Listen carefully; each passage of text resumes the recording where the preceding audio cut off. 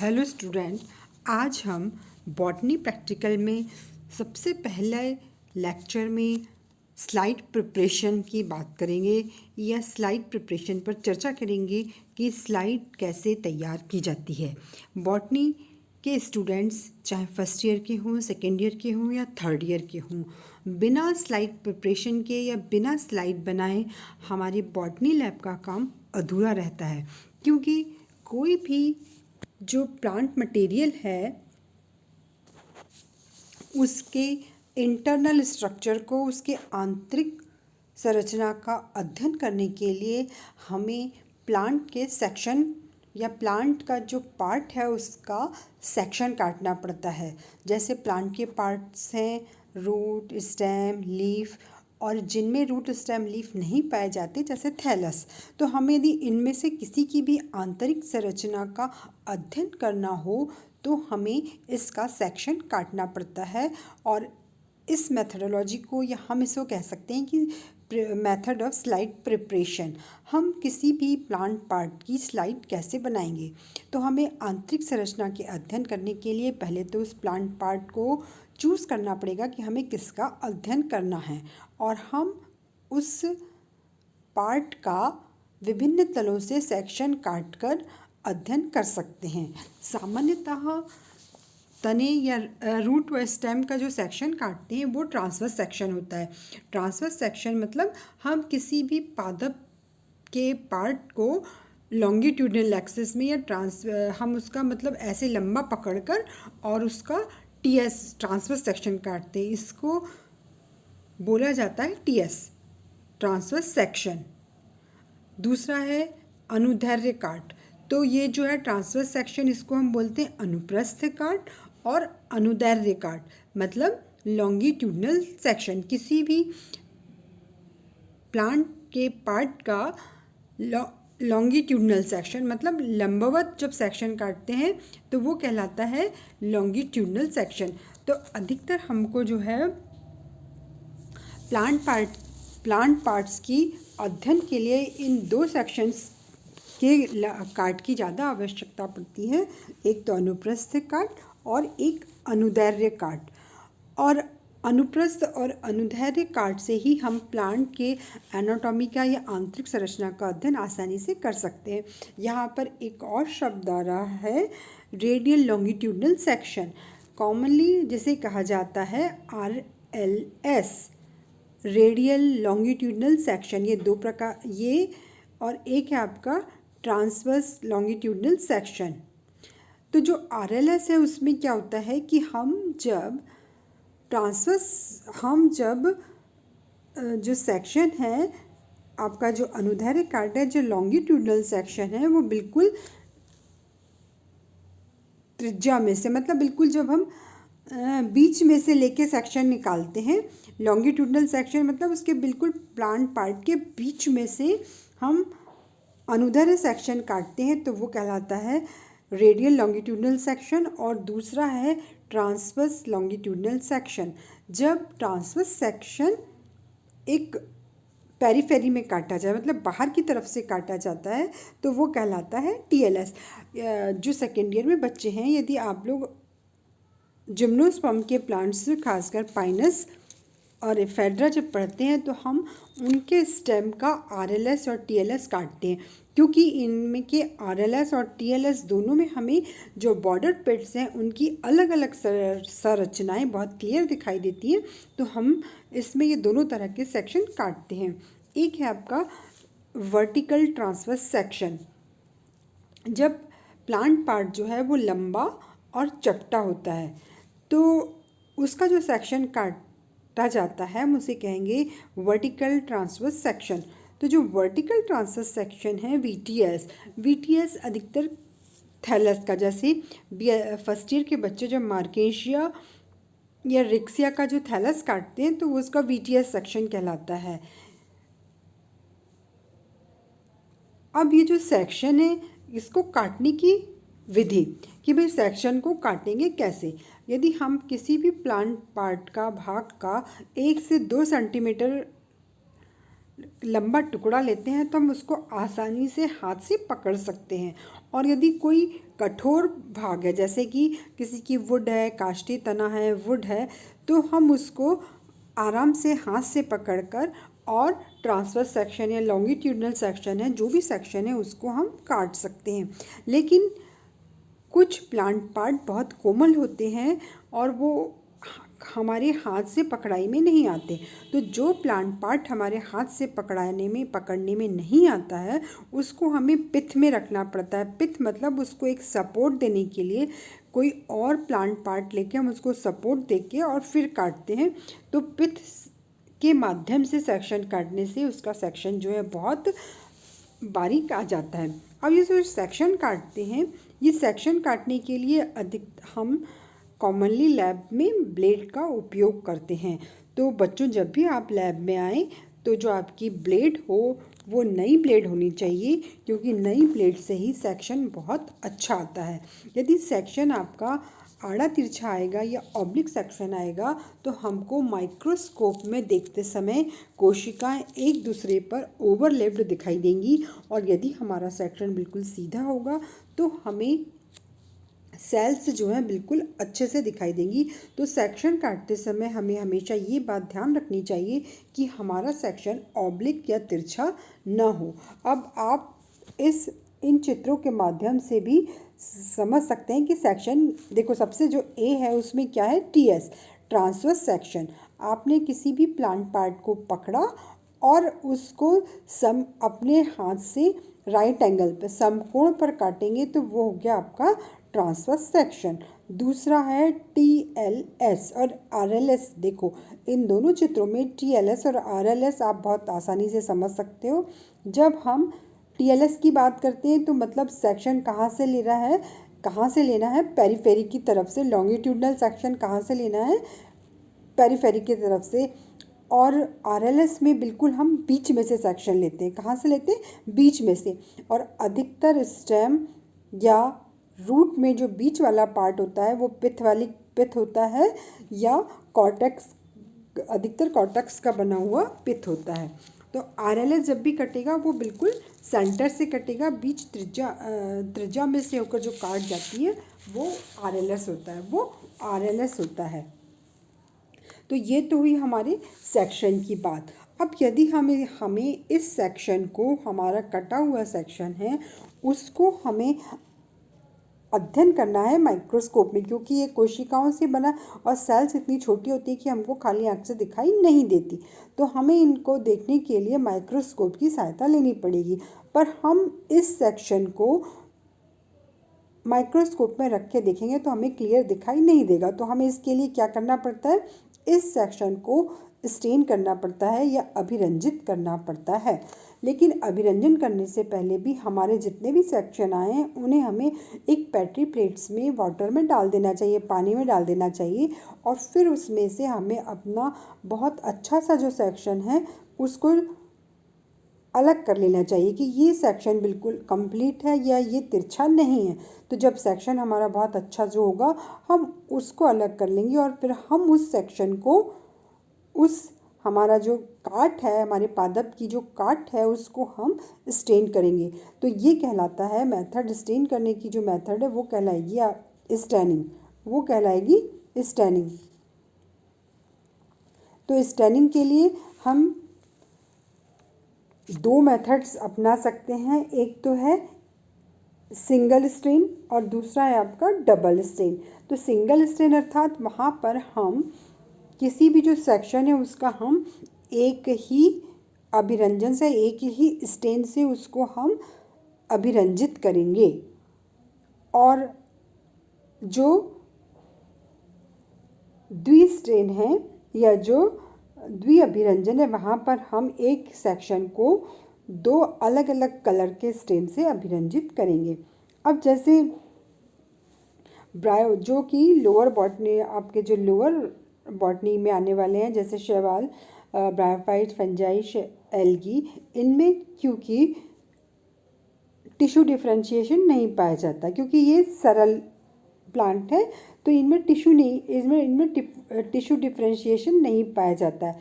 तो जहाँ पर ऊतकों में वेरिएशन होगा, जहाँ पर एक ही पादप में एक से अधिक प्रकार के टिश्यू पाए जाते हैं तो वहाँ पर डबल स्टेनिंग प्रोसेस अपनानी चाहिए। और जहाँ पर एक ही प्रकार का स्टेन, एक ही प्रकार के टिश्यू होते हैं तो वहाँ पर हम स्टेन नहीं करेंगे, वहाँ पर हम डबल स्टेनिंग नहीं करेंगे, वहाँ पर सिर्फ सिंगल स्टेनिंग करेंगे। तो जैसे आपके शैवाल, कवक, ब्रायोफाइटा, इनमें चूँकि टिश्यू डिफ्रेंशिएशन नहीं होता तो हम यहाँ पर क्या करेंगे, एक ही तरह के स्टेन से हम हमारे सेक्शन को अभिरंजित करेंगे। और इस फ्लो चार्ट के माध्यम से हम अभिरंजन की प्रोसेस को समझ सकते हैं। देखिए इस फ्लो चार्ट में क्या है, जैसे कि हमने हमारे सेक्शन को पहले तो सिलेक्ट किया कि कौन सा सेक्शन अच्छा है, फिर हमने उस सेक्शन को सैफ्रनिन जो कि गुलाबी कलर का होता है, आप लोगों ने लैब में देखा होगा, और फास्ट ग्रीन जो कि ग्रीन कलर का होता है। तो जो सैफ्रनिन है ये पैरेन्काइमेटस सेल्स को बहुत अच्छे से स्टैंड कर लेता है। तो जो आप फर्स्ट ईयर में जो बच्चे हैं, आप लोग अधिकतर आपके शैवाल और ब्रायोफाइट को सैफ्रनिन से ही स्टेन करते हैं। तो हम सैफ्रनिन डालेंगे, उसके बाद हम उसको थोड़ा सा जल से धो लेंगे। जल से धोने में क्या होता है कि जो अधिक मात्रा में स्टेन आ जाता है वो बाहर निकल जाता है 2-4 बार धोने से। उस सेक्शन को धोने से जो एक्स्ट्रा स्टेन है वो बाहर निकल जाता है। और फिर हमें इस सेक्शन को स्लाइड पर रखकर हम उसमें ग्लिसरीन डालेंगे, और ग्लिसरीन डालकर फिर हम उस पर कवर स्लिप रखकर हमारी स्लाइड तैयार कर लेंगे। इस तरह ये हमारी स्लाइड जो है तैयार हो जाती है। अब इसमें जो है आपका एक और है जो डबल स्टेनिंग। डबल स्टेनिंग में हम क्या करते हैं, डबल स्टेनिंग मतलब द्विअभिरंजन। तो डबल स्टेनिंग में जैसे कि टेरिडोफाइट, जिम्नोस्पर्म और एंजियोस्पर्म के जो प्लांट्स हैं जिनमें कि टिश्यू डिफ्रेंशिएशन पाया जाता है, इनमें एक ही प्लांट में, जैसे कि यदि आप मान लो टेरिडोफाइटा का स्टेम है तो उसमें कई तरह के ऊतक मिलेंगे, पैरेन्काइमेटस टिश्यू भी होगा और स्क्लेरेन्काइमेटस टिश्यू भी होगा। तो कई तरह के ऊतक मिलने के कारण यहाँ पर हमको 2 कलर के स्टेन से अभिरंजित करना चाहिए, जिससे क्या होगा कि जो सॉफ्ट टिश्यू हैं, वो सॉफ्ट टिश्यू, जो कोमल टिश्यू हैं, वो तो सैफरनिन से अभिरंजित हो जाएंगे, लेकिन जो हार्ड टिश्यू है जैसे जो स्क्लेरेन्काइमा है वो बाकी और जो हैं आपका स्क्लेरेन्काइमा और जितने भी लिग्निन डिपोजिशन वाले हैं वो आपके ग्रीन कलर से अच्छे से स्टेन हो जाते हैं। तो टिश्यू का डिफ्रेंशिएशन क्लियर जो है टिश्यू डिफ्रेंशिएशन क्लियर दिखने लग जाता है। तो इसमें हम क्या करें, इसमें भी हम क्या करेंगे, सबसे पहले हम अपने सेक्शन का चयन करेंगे कि हमारा कौन सा सेक्शन अच्छा है। फिर उसको हम पहले सैफ्रनिन में डालेंगे जो कि गुलाबी कलर का स्ट्रेन है। तो हम हमारे सेक्शन को, हमारे जो काट है उसको हम सैफ्रनिन में अभिरंजित करेंगे, और सैफ्रनिन में अभिरंजित करने के बाद हम उसका 4 से 5 बार जल की सहायता से धोएंगे उसको। उससे क्या होगा कि जो एक्स्ट्रा स्टेन आ गया है वो कम हो जाएगा। और फिर हम हल्के से आवश्यकता होने पर अल्कोहल से भी धोएंगे, जिससे कि और अधिक जो अतिरिक्त स्टेन है वो निकल जाएगा। फिर उसके बाद हम इसको फास्ट ग्रीन से अभिरंजित करेंगे या फास्ट ग्रीन से स्टेन करेंगे। तो जब हम इसको फास्ट ग्रीन से स्टेन करेंगे तो हमारा जो काट है, सेक्शन है, वो ग्रीन कलर को ले लेगा, और फिर हम उसे पुनः जल से धोएंगे, और फिर हम इसमें ग्लिसरीन में डालेंगे। तो बच्चों जो यदि हम डबल स्टेन कर रहे हैं तो डबल स्टेन करने के लिए डबल स्टेन हम किस किस प्लांट का करेंगे, टेरिडोफाइट्स, जिम्नोस्पर्म और एंजियोस्पर्म के प्लांट्स को हम डबल स्टेन करते हैं। अब डबल स्टेन करने के लिए सबसे पहला स्टेन इसमें करते हैं सैफ्रनिन का, पहला स्टेन करते हैं सैफ्रनिन का जो कि गुलाबी कलर का होता है, और दूसरा स्टेन करता है फास्ट ग्रीन का जो कि ग्रीन कलर का होता है, और दोनों स्टेन करने के बाद हम हमारी स्लाइड को जो है ग्लिसरीन में माउंट करेंगे, ग्लिसरीन में डालेंगे। और जब हम ग्लिसरीन में डालेंगे तो उसके बाद ये स्लाइड जो है थोड़े समय तक हम इसका अध्ययन कर सकते हैं। अब जो है ये आप देखिए, ये जो चित्र है इसमें आपको माउंटिंग की प्रोसेस दिखाई दी है। ये माउंटिंग की प्रोसेस है। इसमें आप देखो ये स्लाइड है।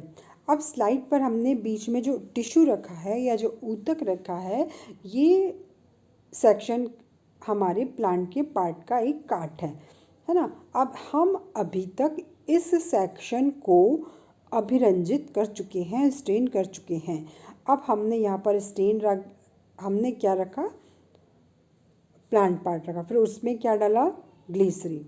क्या डाला, ग्लिसरीन। और फिर हम ग्लिसरीन पे डालने के बाद हम कवर स्लिप लगाएंगे। कवर स्लिप लगाने के लिए हमें निडल और फॉर्सेप, सुई और चिमटी की आवश्यकता पड़ेगी। और इसकी सहायता से हम कवर स्लिप को तिरछा रखते हुए सेक्शन के ऊपर धीरे धीरे रखेंगे और कोशिश ये करेंगे कि उसको इतने धीरे से रखें कि उसमें कोई भी एयर बबल ना आए। और फिर जब हम कार्ड पर कवर स्लिप रख देंगे तो कुछ ग्लिसरीन कवर स्लिप के आसपास फैल जाएगा। हमें उसे ब्लॉटिंग पेपर से साफ़ कर देना चाहिए। और एक बात का और ध्यान रखना चाहिए कि जब भी हम स्लाइड प्रिपेयर करें, स्लाइड बनाएं, अपने पास ब्लॉटिंग पेपर या एक सफ़ेद कपड़ा रखें, एक साफ़ सुथरा कपड़ा रखें, जिससे हम सबसे पहले तो हमारी स्लाइड को बिल्कुल नीट एंड क्लीन करें, साफ़ रखें। और फिर जब हमारी स्लाइड बिल्कुल साफ़ हो जाए तो सेक्शन या कार्ड को बिल्कुल स्लाइड के बीच में रखें। ऐसा नहीं कि कहीं बिल्कुल राइट में रख दिया, कहीं बिल्कुल लेफ़्ट में रख दिया। स्लाइड के बिल्कुल बीचों बीच मध्य में सेक्शन रखना चाहिए।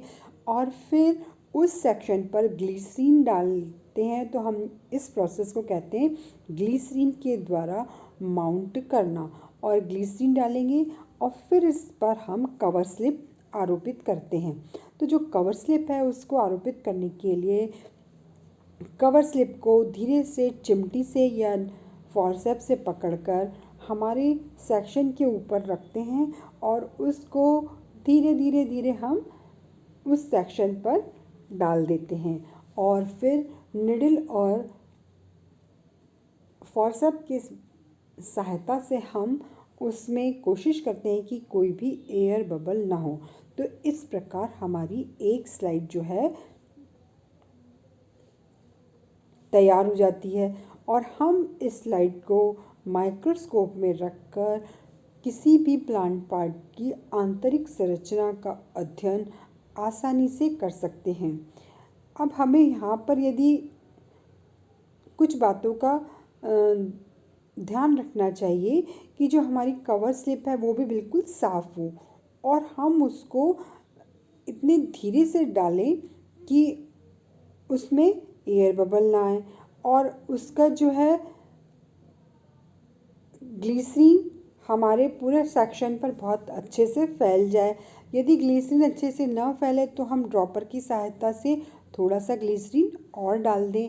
और यदि हमारे स्लाइड पर ग्लिसरीन अधिक फैल जाता है तो हमें उसे ब्लॉटिंग पेपर की सहायता से साफ़ करना चाहिए, जिससे कि हमारा माइक्रोस्कोप और हमारे हाथ वगैरह गंदे न हो।